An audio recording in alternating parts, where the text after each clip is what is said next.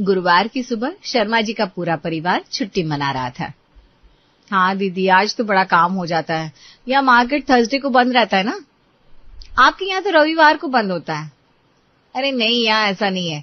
यहाँ थर्सडे को घर के बड़े बुजुर्गों की छुट्टी होती है और रविवार को बच्चों की। तो हमारी तो दोनों दिन बैंड बज जाती है।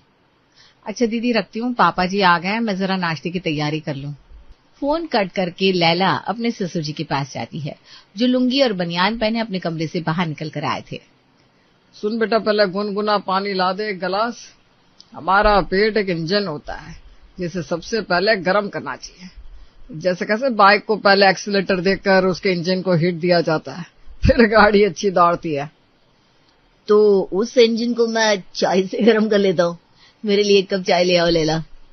बिल्कुल भी नहीं, पहले सभी एक गिलास पानी पियेंगे, गर्म पानी। उसके बाद खाना पीना शुरू करेंगे। शरीर का ध्यान नहीं देते हो तुम लोग, तभी तो 30 की उम्र में गल्ले पर बैठे बैठे तुम्हारी कमर अकड़ जाती है, वरना 60 साल की उम्र में मुझे कभी देखा है कमर अकड़े हुए? लैला अपनी सास के कमरे में जाती है, जहां रेणु अपने छोटे बेटे के सर की मालिश कर रही थी। नाश्ते में क्या बना लूं मम्मी जी, आज तो सभी घर पर है। लैला की बात सुनते ही चीकू मुस्कुरा देता है। बताओ बताओ मम्मी, बैंगन की बिरयानी कैसी रहेगी? तब से तेरे देवर के माथे पर ठंडा तेल डाल रही हूँ, पर लगता है कोई असर ही नहीं हुआ। फिर से ये अटपटे कॉम्बिनेशन का खाना लेकर बैठ गया। बैंगन की बिरयानी कौन बनाता है चीकू? कल को तू कद्दू के कोफ्ते बोल देगा। कद्दू के कोफ्ते तो बनते हैं ना मम्मी जी।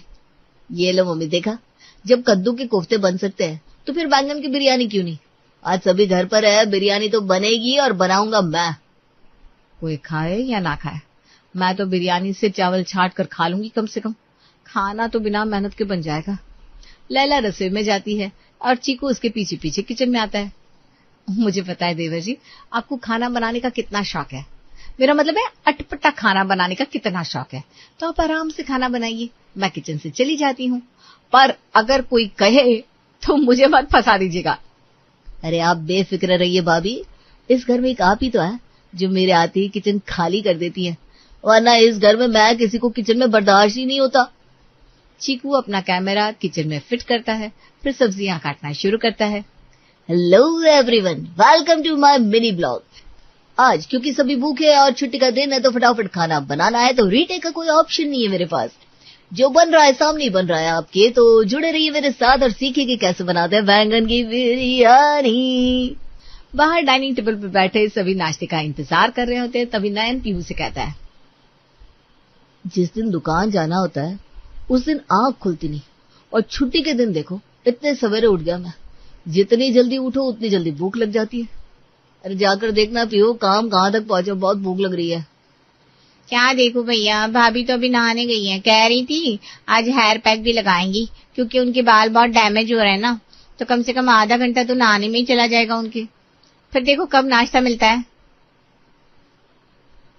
कंडीशनर, हेयर पैक ये सब लगाती है ना बहू, इसीलिए उसके बाल झड़ते हैं। हमारे जमाने में तो मुल्तानी मिट्टी से हम सर धो लेते थे। तभी तो सारे बाल उड़ गए पापा आपके। मेरा मतलब है पीहू, अगर तुम्हारी भाभी किचन में नहीं है तो ये किचन से छौंका लगाने की आवाज कहाँ से आ रही है? क्योंकि किचन में छोटे भैया है ना, कह रहे थे कुछ बिरयानी का बैंगन नहीं बैंगन की बिरयानी या बैंगन का भरता ऐसे कुछ बना रहे हैं, मेरे को तो यही समझा। चीकू किचन में है, ये सुनते ही हरी आग बबूला हो जाता है। पीहू की माँ कहाँ हो? आप अपने बेटे से कहिए रसोई से बाहर आ जाए। हरी की आवाज सुनकर रेणु अपने कमरे से बाहर आती है। कितनी बार कहा है मैंने आपसे कि लड़के इस तरह रसोई में अच्छे नहीं लगते।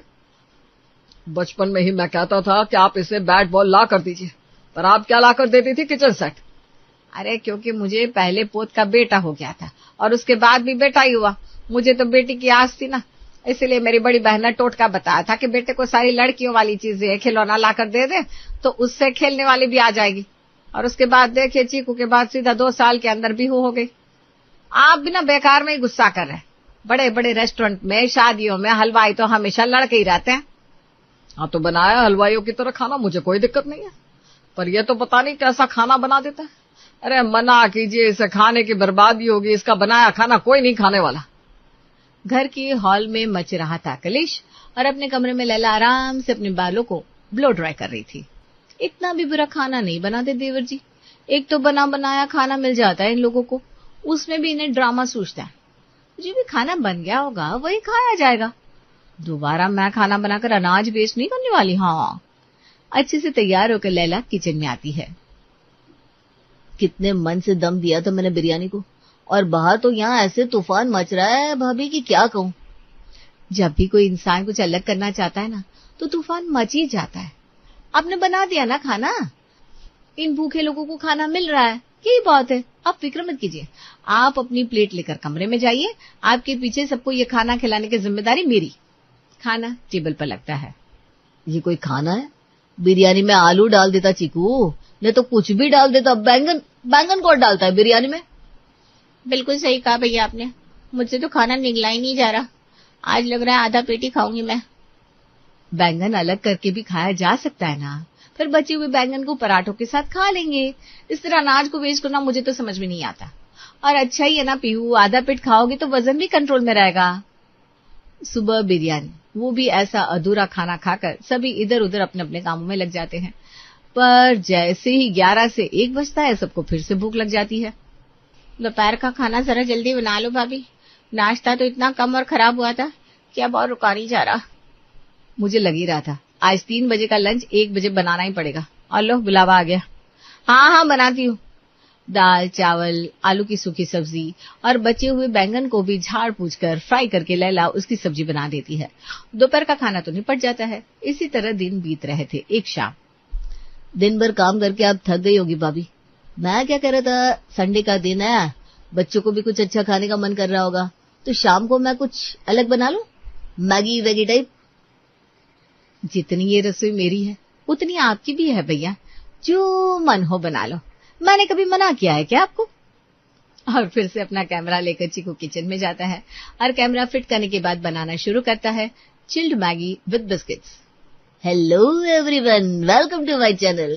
चीकू की चटपटी चटनी में आप सभी का स्वागत है। और आज हम बना रहा है शाम का हल्का फुल्का नाश्ता। बच्चों को कितना भी टेस्टी खाना खिला दो, उन्हें साथ में कोल्ड ड्रिंक वेफर्स तो मांगता ही मांगता है भैया। और मम्मियों पर इतने काम के बाद बच्चों की ये ख्वाहिश भी पूरी करने का प्रेशर अलग से आ जाता है। सो आज की रेसिपी उन मम्मीज के लिए। आप सभी से बात करते करते मैंने मैगी भी बना ली, ये तैयार होने ही वाली है। अब मैं उसके साथ इसमें डाल रहा हूँ कोल्ड ड्रिंक। आप अपनी पसंद का कोई भी फ्लेवर ले सकते हैं।